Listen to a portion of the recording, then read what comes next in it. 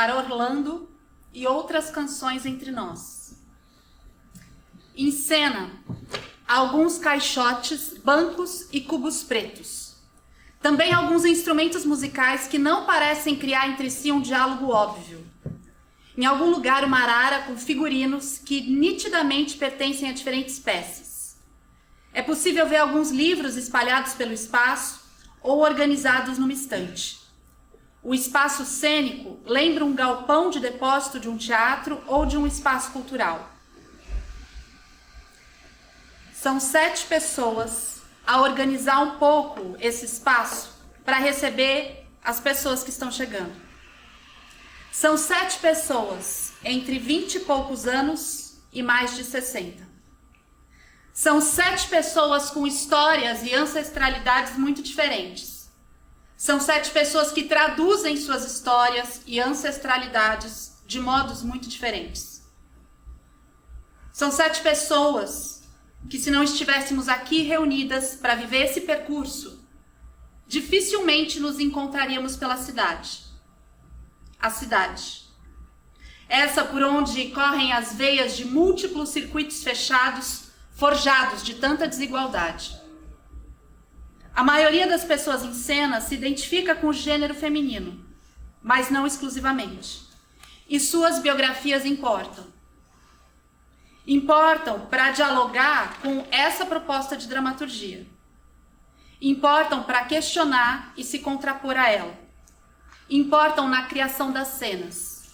Importam. O texto não está dividido entre elas. Essa divisão será descoberta ao longo dos ensaios. É parte do jogo do percurso descobrir como os discursos se transformam na boca de uma ou de outras dessas atrizes. A mesma narrativa em primeira pessoa pode passear pela boca de todas ou pode ser exclusivamente de uma delas. Trechos de textos podem ainda se repetir nas vozes de todas. Criações das próprias atrizes podem surgir no diálogo com esse percurso. As cenas 4, a violência, e a cena 5, a mulher Orlando, incorporam trechos do romance Orlando, uma biografia, de Virginia Woolf. As pessoas em cena percebem a entrada do público e se relacionam naturalmente com a sua chegada. Quando todas as pessoas estiverem acomodadas, alguém do palco inaugura a fala.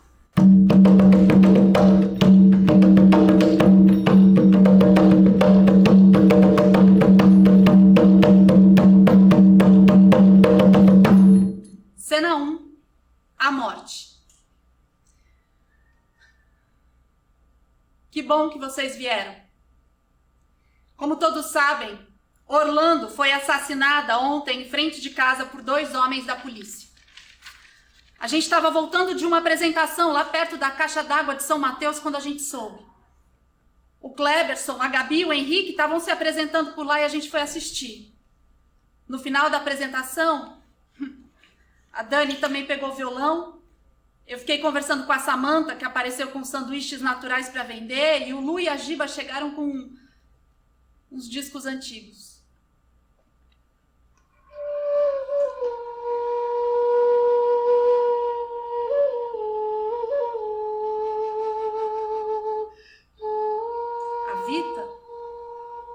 A Vita deitou no colo de uns, depois de outras. Roçou na coxa do William, que olhou com os lábios entreabertos pelos dedos que lambiam as cordas do violão, que podiam tanto ser da Dani quanto do Cacá. De repente, a Virgínia percebeu a proximidade da boca de Vita, que beijou o lóbulo de uma de suas orelhas.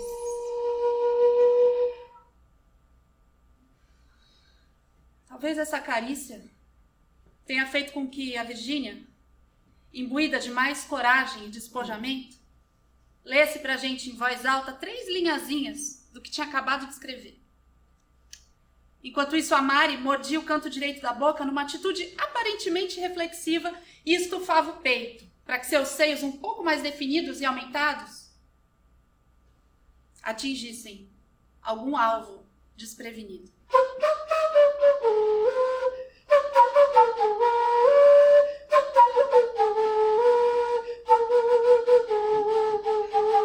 Depois de um tempo, o Léo começou a recolher o lixo e separar o que devia ser reciclado. Daí alguém falou que tinha que ir embora, o irmão não podia ficar sozinho, ou algo sobre ajudar a avó numa encomenda, eu não lembro. A gente sempre vai embora todo mundo junto. A gente caminha pelas ruas, passando pelas casas de todo mundo, deixando um, depois outra. É mais tempo pra gente conversar. E parece que a cabeça pensa de um jeito diferente quando a gente caminha. A gente também se sente mais tranquilos, menos expostos. Não sei. Como eu disse, a gente estava voltando desse encontro lá perto da caixa d'água de São Mateus quando a gente soube que Orlando tinha sido assassinada. 2 policiais abordaram ela assim que ela chegou em casa de moto com seu filho de 8 anos. Os 2 homens já queriam dar uma surra nela há um tempo porque diziam: Orlando é um homem que se veste de mulher. Mas enquanto espancavam Orlando com uma barra de ferro, começaram a perceber que Orlando talvez não fosse um homem vestido de mulher. Orlando, sim. Orlando era uma mulher. Então não conseguiam entender mais nada os 2 homens. Ficaram tão confusos e porque não entendiam mais nada, sentiram mais ódio ainda e espancaram Orlando até o fim. Espancariam Orlando até o fim, de qualquer jeito. O menino de 8 anos, o filho de Orlando, quando a gente pensa no garotinho, a garganta, o peito doem tanto. Vira um deserto de pedra e areia que guarda um grito que não sai. É como ter que aprender a viver no inferno. As pedras ficam arranhando a gente a cada segundo e por toda a eternidade bloqueando, doendo as passagens de ar sem que a gente possa fazer nada para se livrar dessa dor. E nós, então, amamos tanto. Amamos tanto essa criança que tudo que podemos querer no mundo é abraçar essa criança, é chorar com ela, pedir perdão.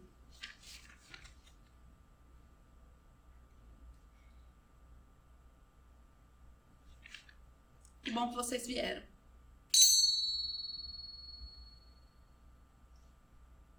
Mas a gente não sabe muito bem. A situação é tão... A gente chamou vocês. Que bom que vocês vieram. Mas a verdade é que a gente não sabe muito bem. A gente queria encontrar vocês. É isso, a gente queria encontrar vocês. Vocês já viram pôr do sol ali perto da caixa d'água de São Mateus? É uma das coisas mais lindas do mundo. É uma bola de fogo que toca o chão, tingido tudo de laranja. Nem o bronco do sapateiro, o seu Luiz, nem o filho do meio da dona Cleide conseguem segurar o sorriso e deixar de suspirar uma vezinha que seja. Então a gente vai descendo pelas ruazinhas que saem ali da caixa d'água, umas mais estreitinhas, outras que parecem o lombo de um caracol, e depois a gente chega numa praça que se abre de repente. Aquela que fica entre o campinho, o lixão e o ponto de ônibus. Sabe? Tem um córrego que passa ali também, que deve ter sido até que bonito um tempo atrás, mas que hoje a gente atravessa prendendo a respiração e buscando algum ponto no céu que tenha uma clareira entre as nuvens, que dê para ver um pouquinho daquele azul de céu. Entre nós, todo mundo sabe que cada uma de nós faz isso, mas a gente não fica falando sobre isso umas com as outras. Depois começa uma outra subida de novo, para você chegar ali perto do Jardim Elba, que fica na divisa com Santo André. E se você quiser ir para Mauá, é só seguir por uma escadaria bem comprida, perto do mercadinho da Dona Ângela. E daí você segue andando, mais um tempo. E daí você chega lá, em Mauá. Nós já éramos poucos quando de fato escureceu. A gente estava numa rua magicamente plana para aquela região, quando apareceu uma velha. uma velha que puxava uma carroça enorme, com uma montanha de papelões e mais 5 cachorros vira-latas imponentes que latiam sobre os papelões como guardas de um grande castelo. A velha parou na nossa frente. Os cachorros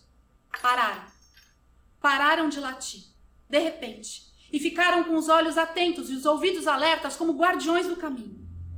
A velha olhou bem nos nossos olhos, olhou para nós como eu estou olhando agora para vocês. E disse: ontem mataram Orlando, bem aqui, onde nós estamos pisando. Ontem mataram Orlando na frente do seu filho de 8 anos.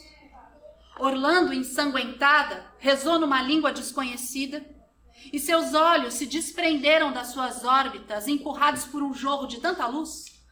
Flutuaram leves pelos fios, pelas casas, pelas copas das árvores e se acomodaram numa clareira do céu entre o leste e o sul.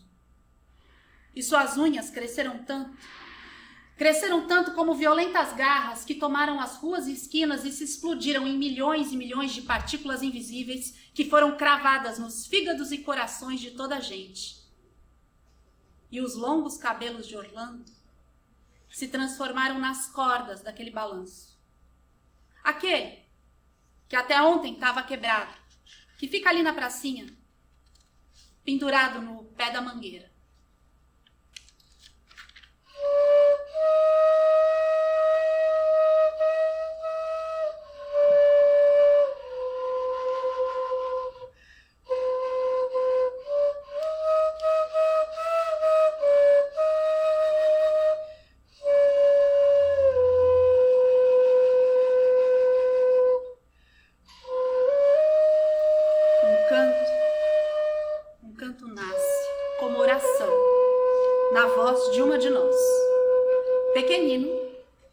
Pequenino, aos poucos, o canto toma o espaço, silenciando o tempo.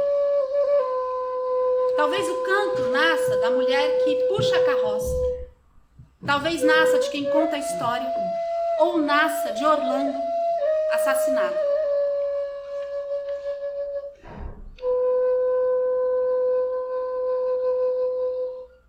Pode ser ainda que o canto se transforme em silêncio, mas sua materialidade será substância visível entre nós.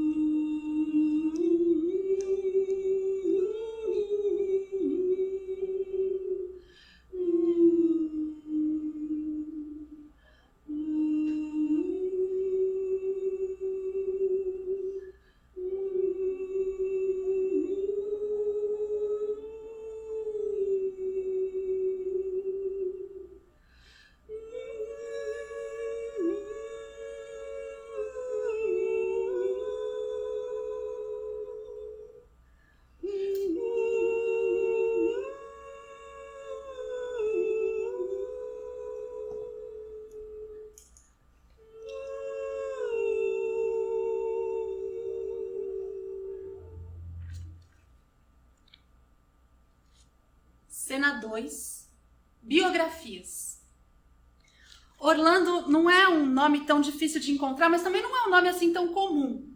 E por alguma razão eu sabia que era familiar para mim. Ontem eu cheguei em casa, atravessei o quintal em direção ao quartinho da minha avó, que fica tipo numa parte do fundo da casa, perto da lavanderia. Ela sempre dorme com a luz acesa e acorda assustada, falando alto, reclamando algo com meu avô que já morreu há 12 anos. Ontem, como todos os dias, eu entrei no quartinho tentando não fazer muito barulho e, para minha surpresa, pá! Dei de cara com Orlando. Orlando, o livro, ele sempre esteve lá. Ele é o pé de um antigo armário quebrado de mogno que fica no quartinho da minha avó. Eu sempre olho para ele todos os dias, mas eu nem percebo. Daí ontem eu olhei e vi. Eu vi a lombada do livro empilhado com tantos outros, sustentando o armário da minha avó. Orlando, uma biografia escrita por Virginia Woolf. Olhei para o quarto para buscar algo que pudesse substituir o livro, mas eu não encontrei. Daí eu lembrei de um livrinho de conversação em japonês do meu irmão, que vive jogado entre o telefone e um aparelho de som portátil que ninguém mais usa lá na sala. Eu corri sem fazer barulho até a sala, peguei o livro e a substituição de Orlando pelo livro de conversação em japonês, para minha surpresa, foi mais simples do que eu imaginava. Orlando foi escrito por Virginia Woolf em 1927.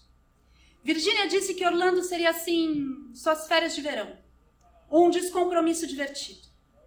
É basicamente a história de um homem que, depois de dormir por vários dias seguidos e de receber a visita de 3 irmãs, a pureza, a castidade e a modéstia, acorda a mulher. Sem drama. É assim e pronto. Nesse ponto da sua biografia, Orlando tem 30 anos e já atravessou vários séculos. Orlando de Virgínia é sua amiga Vita. O filho de Vita escreveu em algum lugar que Orlando é a mais longa e encantadora carta de amor de toda a literatura. Cena 3, o amor. E eu fiquei me perguntando, por que Orlando? Por que Orlando, uma biografia de Virginia Woolf, estaria no quarto da minha avó por tanto tempo? Será que ela leu para minha avó? Quando? Teria ganhado de quem? Aos 30, aos 20, aos 40? Porque esse livro, sob o antigo armário de mogno, será que ela teria comprado como um presente para si mesma e precisou esconder? Teria ganhado num bingo? Eu terminei de ler o livro. Fechei. Enquanto me contorcia para sair em silêncio, minha avó acordou. Ergueu-se lépida na cama, os joelhos flexionados, como se tivesse 23 anos, e como quem fuma uma piteira, disse: "Menina, são como grossas gotas de chuva de verão, não são?" Eu fiquei em silêncio. "Menina, são como grossas gotas de chuva de verão que, quando caem no chão, causam um estrondo tão forte, não é?"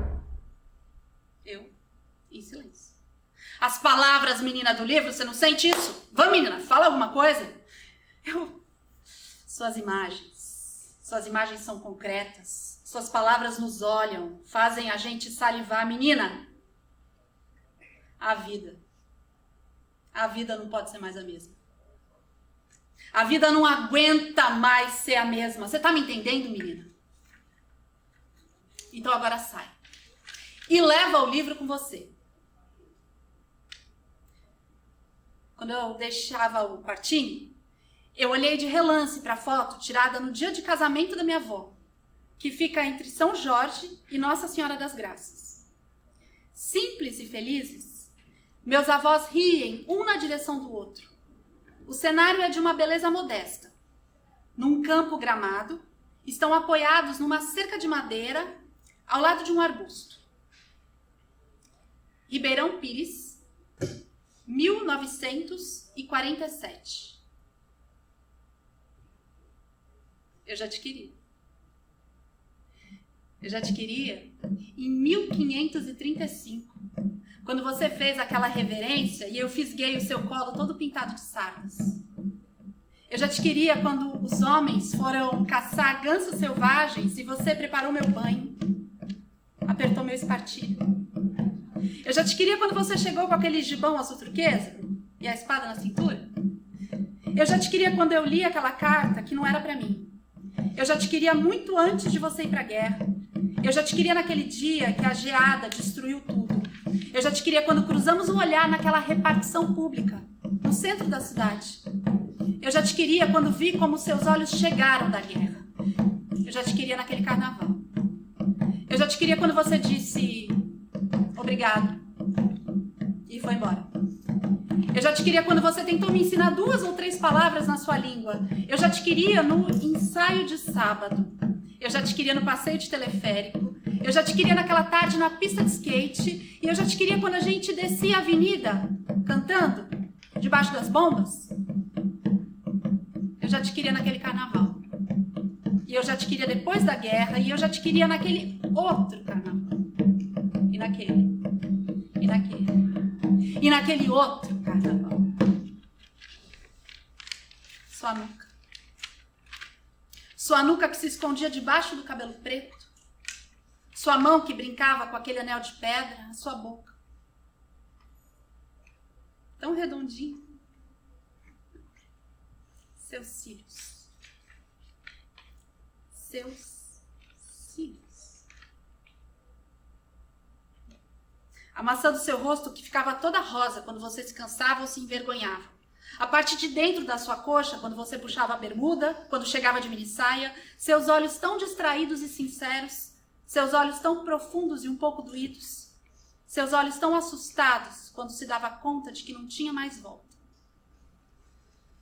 Seu beijo em São Mateus, bem naquela hora que o pôr do sol tingiu tudo de laranja. E passou um carro, tocando uma música muito alta. E você se atrapalhou um pouco com o meu piercing. E a gente riu.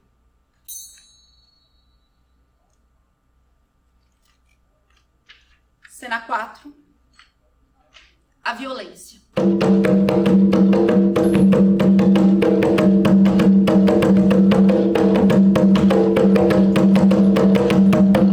Ele, porque não havia dúvida sobre seu sexo, estava golpeando a cabeça de um mouro pendurada nas vigas do teto.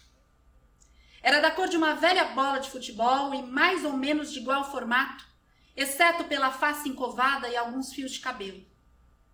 O pai de Orlando a tinha cortado do tronco de um avantajado pagão que saltara diante dele numa noite de luar nas terras bárbaras da África. E agora a cabeça balançava de leve, sem cessar, na brisa que nunca parava de soprar nos cômodos do sótão da gigantesca casa do senhor que o matara. Às vezes a corda arrebentava e a cabeça tombava no chão, obrigando Orlando a prendê-la de novo, com tal cavalheirismo que seu inimigo lhe sorria triunfalmente com os lábios murchos e enegrecidos.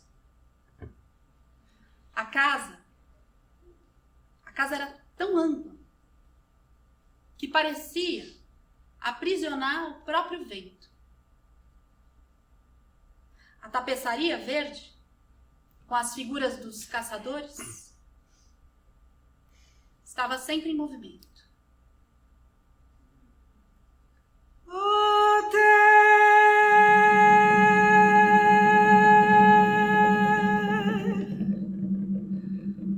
Padre nosso com Ave Maria, seguro camera que tangana zambé, ai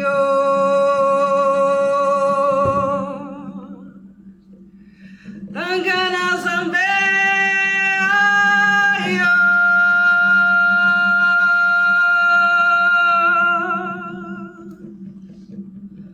Calunga que estamos em mar,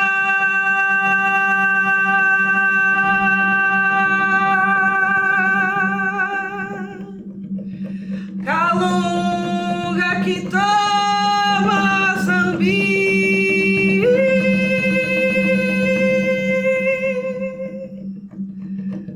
ai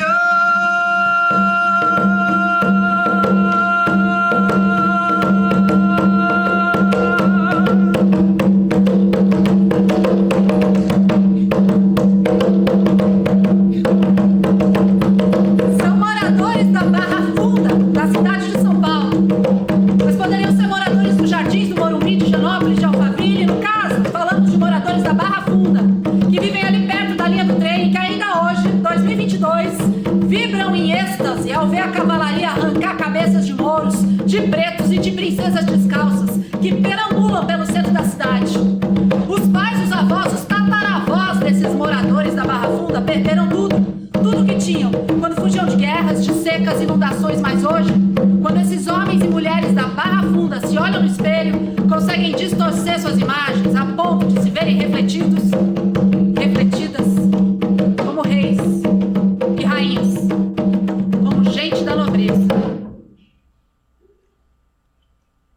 ontem, enquanto Orlando morria, esses homens e mulheres se reuniam. Se reuniam assim como nós estamos reunidas aqui agora. Eles se reúnem porque não aguentam mais a gente fedida e vagabunda que suja a paisagem na porta de suas casas. Mas pro final da reunião, os cavaleiros da Polícia Militar de São Paulo distribuem insígnias para as pessoas ali reunidas. É um dever. É um dever fazer algo num momento tão crítico como o que vivemos. Dizem. Emocionados, orgulhosos, cheios do sentimento de que esta é a hora de serem fortes novamente, penduram as insígnias nas portas de suas casas. Agora sim estão mais tranquilos, estão confiantes, fortes. Sentem uma plenitude rara. Suas regras valem mais. Essas sim são as verdadeiras regras, que nunca deveriam ter sido questionadas. Os cavaleiros triunfantes se despedem do povo, agora tão cheio de esperanças. Cavalos e cavaleiros ocupam as ruas. A marcha é viril, altiva, límpida. O som dos cascos dos cavalos no asfalto desperta no coração do povo memórias tão lindas e que há muito tempo estavam escondidas. Como, por exemplo, o aconchego do colo da mãe na sala de TV, enquanto uma chuva forte caía pela janela. As férias de julho, na casa da avó em Minas Gerais, com cheiro de bolo de laranja. Uma fotografia de quando criança, com o pai na charrete, rodeada por pombas numa praça em Poços de Caldas, em 1984. Finalmente agora, estão no rumo certo para consertar o país.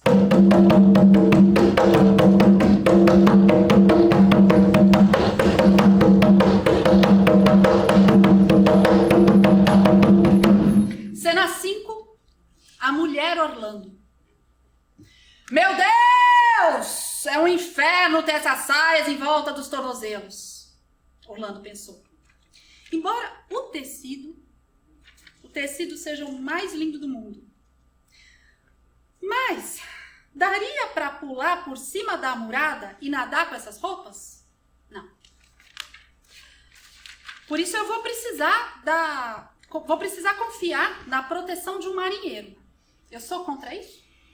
Será que eu sou? Ela se perguntou, encontrando aqui o primeiro nó da meada do seu raciocínio. A hora do jantar chegou antes que ela o tivesse desatado e foi então o próprio comandante do navio quem o desfez. Um pouquinho de gordura, minha senhora? Deixe-me cortar uma fatia bem fininho, do tamanho da sua unha. Ao ouvir essas palavras, um delicioso tremor percorreu seu corpo. Os passarinhos cantaram, as águas correram velozes e relembrou a sensação do prazer indescritível quando há centenas de anos antes viu pela primeira vez a princesa russa, porque tinha sido completamente apaixonado. Naquela oportunidade era Orlando quem havia perseguido, mas agora era Orlando quem fugia. Qual o êxtase maior? O do homem ou da mulher? Não serão talvez iguais? Não, ela pensou. Esse é o mais delicioso, agradecendo ao capitão, mas declinando. Recusar e vê-lo franzir a testa. Mas se bem que ele já havia oferecido. Então ela aceitaria a menor fatia, a mais fininha do mundo. Essa era a delícia maior. Ceder e vê-lo sorrir. Ela pensou depois de voltar ao divã, no convés e retomar seu raciocínio. É mais divino do que resistir e ceder. e resistir.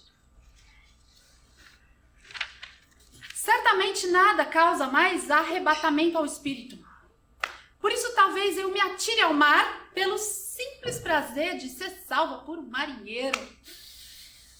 Mas o que nós costumávamos dizer de uma mulher que se joga no mar pelo simples prazer de ser salva por um marujo? Sim, nós tínhamos um nome para isso, lembrei. Mas eu não posso dizer tal palavra por ser extremamente desrespeitosa e pouco apropriada aos lábios de uma dama. Puta que pariu! Voltou a exclamar ao concluir seu raciocínio. Será que eu devo começar a respeitar a opinião do outro sexo, por mais monstruosa que me pareça? Se uso saias, se não posso nadar, se preciso ser salva por um marinheiro, puta que pariu! Eu não tenho saída. E com isso, a melancolia se abateu sobre ela. Fraca por natureza e avessa a qualquer tipo de ambiguidade, mentira aborrecia. Parecia uma forma tortuosa de fazer as coisas. Então, lembrou-se de como, quando o homem insistir em que as mulheres fossem obedientes, castas, perfumadas e bem cuidadas. Agora eu vou ter que pagar pessoalmente por esses desejos, pois as mulheres não são, a julgar pela minha breve experiência desse sexo, obedientes, castas, perfumadas e bem cuidadas por natureza. Só conseguem essas graças, sem as quais não gozam de nenhuma das delícias da vida, mediante a mais tediosa disciplina. Ao cuidado com os cabelos, que por si só tomam 1h da minha manhã, mais 1h me olhando no espelho, dar todos os laços no espartilho, banhar-me, aplicar pó de arroz, mudar de seda para renda, de renda para brocado, ser casta, entra ano, sai ano. Nesse momento, ela fez um movimento impaciente com o pé e mostrou alguns centímetros do tornozelo. E um marinheiro, no topo do mastro, que por acaso olhou para baixo, no mesmo instante, teve um sobressalto tão violento que perdeu o equilíbrio e só se salvou por um tris. Se a visão dos meus tornozelos significa a morte para um sujeito honesto, que sem dúvida tem uma esposa e família para sustentar, não posso deixar de mantê-los cobertos.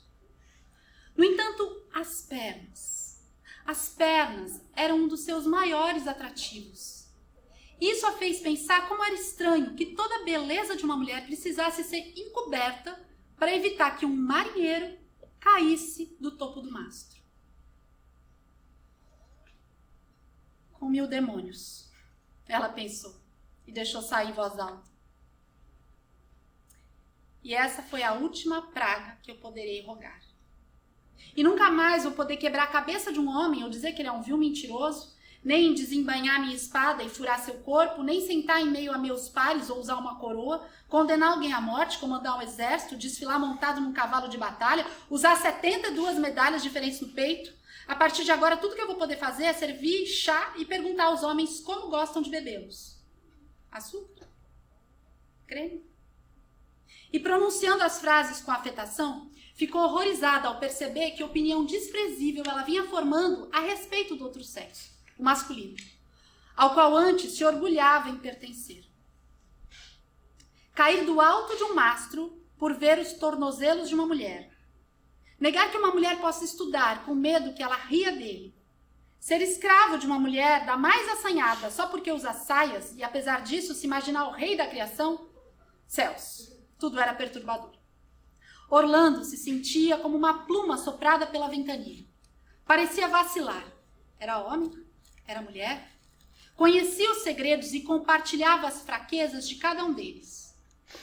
Estava entregue a um estado de espírito muito perturbador que mudava a cada instante como um peão.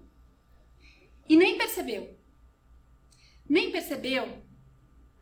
quando, sentada, exausta, em uma das espreguiçadeiras do navio, arrumou a saia com o máximo de decoro em volta dos tornozelos.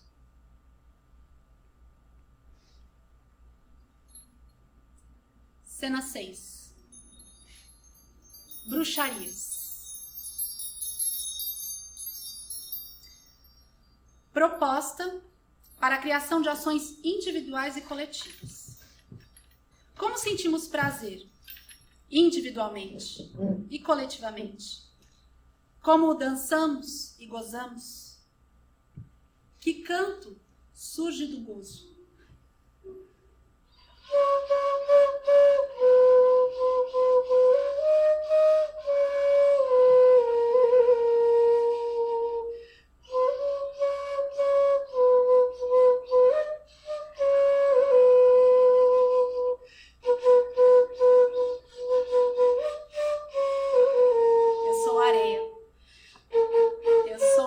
Saara, sobre os automóveis de rua. Você não me pega. Você nem chega a me ver. Eu sou a flor da primeira música, a mais velha, a mais nova espada e seu corte.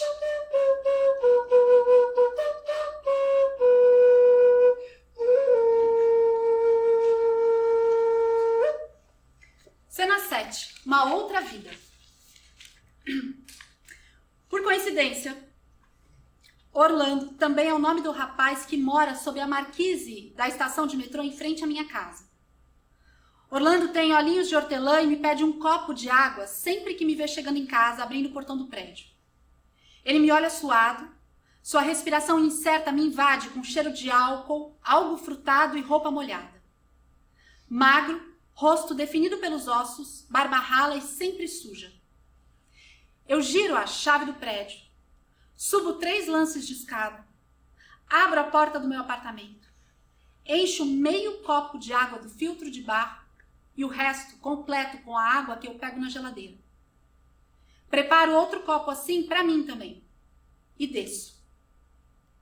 Ele está sempre me esperando. É o nosso ritual noturno.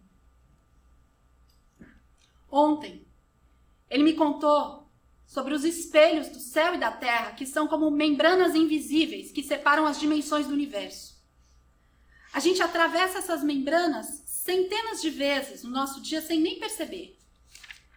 Ele também me contou que descobriu uma estrela nova, que apareceu de repente no espaço, e que isso foi maravilhoso demais.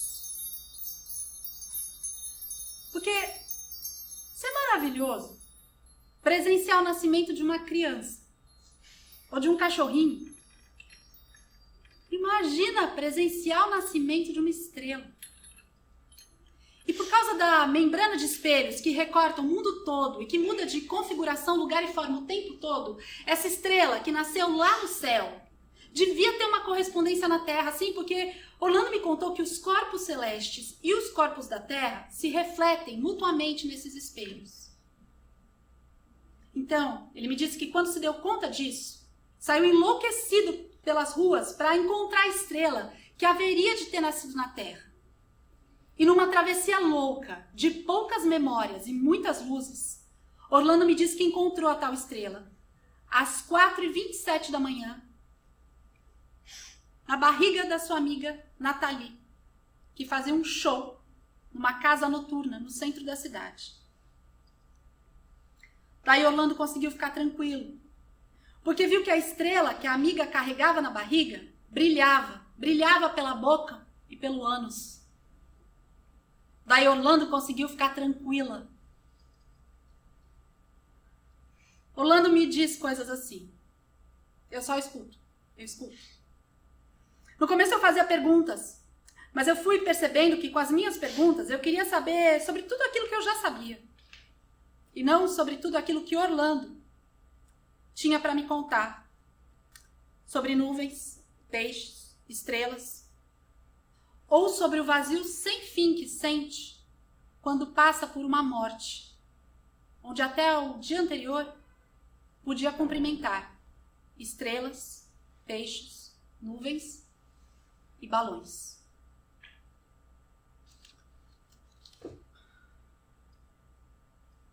Cena 8. O filho.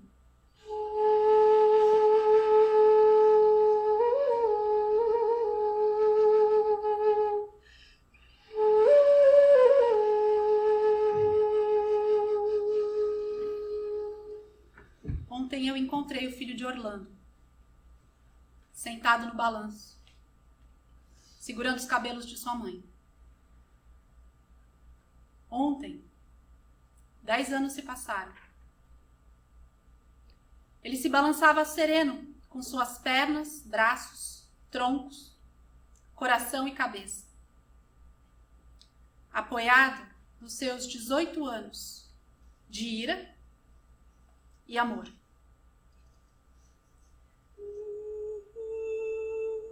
Da sua ferida aberta no peito, ele tirava palavras e uma canção nascia no transcorrer da vida, no minuto a minuto de estarmos ali na praça.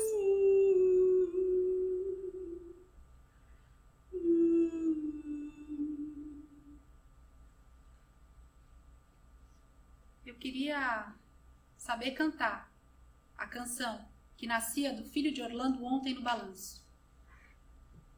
Eu queria conseguir deixar que as palavras certas encontrassem o caminho até os meus lábios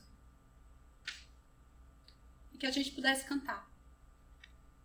Cantar sem medo. A gente queria muito encontrar vocês. Que bom que vocês vieram.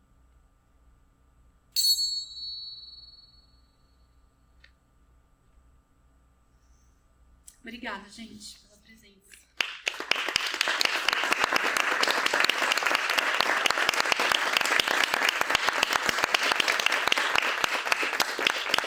Sou Marina Letícia, compositora e instrumentista.